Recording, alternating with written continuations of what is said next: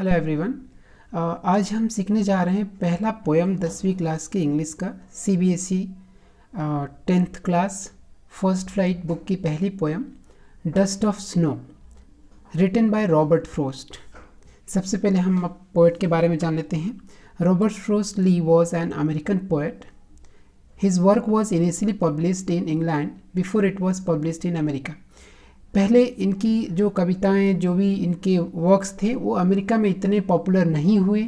ये England shift हुए, वहाँ पे बहुत ज़्यादा पॉपुलर हुए, फिर वापस अमेरिका में जाके इनकी सारी चीज़ें पब्लिश्ड हुई। He was born on 26 March 1874 in San Francisco, California, United States, and he died on 29 January 1963 in Boston. He was awarded with Pulitzer Prize for Poetry, United state poet laureate also. तो इनको अलग अलग सम्मान से सम्मानित किया गया, जिसमें सबसे ज़्यादा जो फेमस है इनको यूनाइटेड स्टेट्स पोएट लॉरिएट से इनको जाना जाता है। ये है पोएम जो 2 स्टेंजा में है। पहले स्टेंजा 4 लाइन्स की, सेकेंड स्टेंजा ऑल्सो 4 लाइन की है। देखिए, the way a crow shook down on me the dust of snow from hemlock tree. तो यहाँ पे आप देख सकते हैं यहाँ पर क्रो, स्नो, मी, ट्री, ये राइमिंग स्कीम है। Crow A, me B, again snow A and tree B. So A B rhyming scheme है। शुक का मतलब होता है शेक का सेकेंड फॉर्म, हिलाना, किसी चीज़ को मूव करना। और डस्ट ऑफ स्नो, इसका मतलब जो स्नो के पार्टिकल्स हैं वो। और हेमलॉक एक प्रकार का ट्री है जिसके सीड्स जो होते हैं वो पॉइजनियस होते हैं। रूइड मीन्स हेल्ड इन रिग्रेट, मतलब पछताना, पछतावे में रखना। तो यहाँ पे पोएट कहते हैं the way a crow shook down on me the dust of snow from hemlock tree. मतलब जिस तरीके से कौवे ने जो बर्फ़ के जो स्नो के पार्टिकल्स हैं, डस्ट पार्टिकल्स हैं स्नो के, उसको इस तरीके से पेड़ पे बैठ करके गिराया मेरे ऊपर कि has given my heart a change of mood, कि मेरा पूरा मतलब मूड ही चेंज हो गया, बिल्कुल मेरा मन बदल गया। And saved some part of a day I had rued. और वो जो पार्ट जो हमने गवा दिए थे किसी बात को पछतावे में, वो पार्ट हमारा आधा जो बचा हुआ था उसको हमें बचा लिया। तो इस तरीके से ये 8 लाइन की पोएम है। फिर से मैं इसको रिपीट करता हूँ। पोएट कहते हैं कि एक कौवा जो हेमलॉक ट्री पे बैठा हुआ था, जिसके नीचे मैं बैठा हुआ था, उस पर डस्ट ऑफ स्नो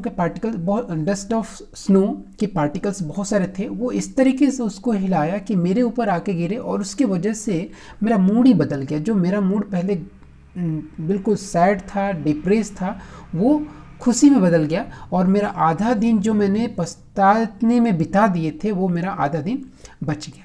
ये इस तरीके से पोएट ने इसको यूज किया है।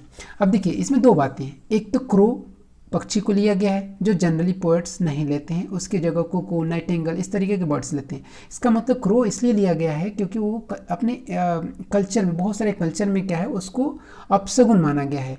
तो यहाँ पर क्रो को सैड मोमेंट दिखाने के लिए लिया गया। दूसरा है हेमलॉक ट्री। ये भी हेमलॉक ट्री अनयूजुअल ट्री, जो कि पॉइजनियस ट्री है, जनरली पोएट्स नहीं यूज़ करते। इसकी जगह बनियान ट्री का यूज़ करते हैं। बहुत सारे जो ब्यूटीफुल फ्लावर्स वाले ट्री हैं उनको यूज करते हैं, लेकिन हेमलॉक ट्री का यूज़ नहीं करते। लेकिन यहाँ पे अनयूजुअल इसलिए यूज किया गया है क्योंकि पोएट अपना डिप्रेसिव मूड शो करना चाहते हैं। दूसरा, इसमें यह है कि हमें याद रखना है, राइमिंग स्कीम आपको समझ में आ गया। Crow, snow, heart, part. तो ये पहले स्टेंजा में crow, snow, A, me, tree, B B. Last के साउंड हम देखते हैं कि कौन से साउंड राइमिंग वर्ड में मैच होते हैं, उसके हिसाब से A B C D rhyming scheme बनाई जाती है। See that here with that is the summary what I told you. ये है माइंड मैप, इसके द्वारा भी हम समझ सकते हैं। पहला यहाँ से शुरू होता है, यहाँ से आप समझ सकते हैं। पहला जो हमारा शुरू होता है कुछ इस तरह से है। Yes, you see that. पहला यहाँ से कि पोएट का मूड बहुत ही डिप्रेसिव है, वो एक हेमलॉक ट्री के नीचे बैठे हुए हैं, और उसी पे एक ब्लैक क्रो, स्केरी क्रो, डरावना सा कौवा बैठा होता है, जो अपने पंखों को हिलाता है या उस डाल को हिलाता है, जिसकी वजह से डस्ट के पार्टिकल हैं जो पोएट के ऊपर गिरती हैं, और वो इस तरीके से गिरती हैं जैसे कि बारिश हो रही हो डस्ट ऑफ स्नो की। और ये छोटा सा जो एक्शन है वो पूरी तरीके से इनके मन को चेंज करता है, पोएट्स के मन को चेंज कर देता है, मूड को बदल देता है, और हैप्पी मूड में हो जाते हैं, जो पहले के डिप्रेसिव और सॉरोफुल थे। पोएट जो हैं वो पहले से ही डिप्रेसिव थे, सॉरो मूड में थे, और ये छोटी सी इंसिडेंट से उनका पूरा मूड जो चेंज हो जाता है, और वो ये डिसाइड करते हैं कि अब जो हमारा आधा समय जो बचा हुआ है, जो हमने गंवा दिया वो तो गया, लेकिन जो बचा हुआ है उसको हम कुछ अच्छी एक्टिविटीज़ में यूज करें।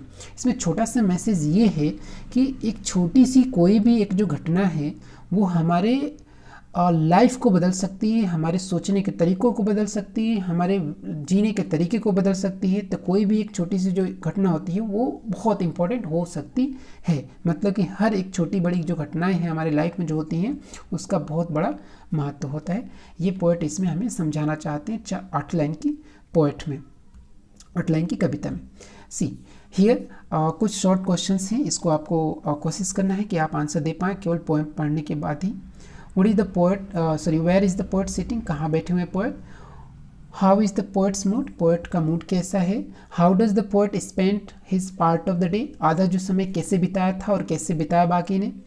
Where is the crow sitting? कौवा कहाँ बैठा हुआ है? What does the crow do? कौवा करता क्या है?